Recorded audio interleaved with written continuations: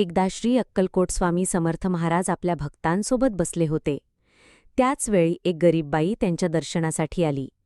तिच्या अंगावर फाटकी साडी होती, डोळ्यात अश्रू होते.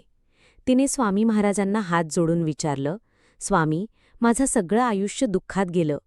काहीच सुख नाही, मला काही उपाय सांगा. स्वामी महाराज तिच्याकडे शांतपणे पाहू लागले आणि म्हणाले, तू रोज सकाळी सूर्योदयाच्या वेळी एका झाडाला पाणी घाल आणि दत्त दत्त हा जप करत राहा. मनापासून विश्वास ठेव. ती बाई दररोज तसंच करू लागली. महिन्याभरातच तिच्या जीवनात बदल होऊ लागला.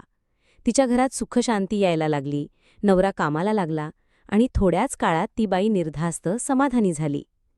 ती पुन्हा एकदा स्वामी समर्थांच्या दर्शनाला आली आणि त्यांच्या पायावर डोकं ठेवून रडू लागली. स्वामी म्हणाले, बाळ, श्रद्धा आणि सबुरी ठेवलीस म्हणूनच दत्तात्रेयांनी तुझं जीवन बदलून टाकलं. ही कथा आपल्याला शिकवते की श्रद्धा, भक्ती आणि सातत्य ठेवलं तर कोणतंही संकट दूर होऊ शकतं. हरी ओम.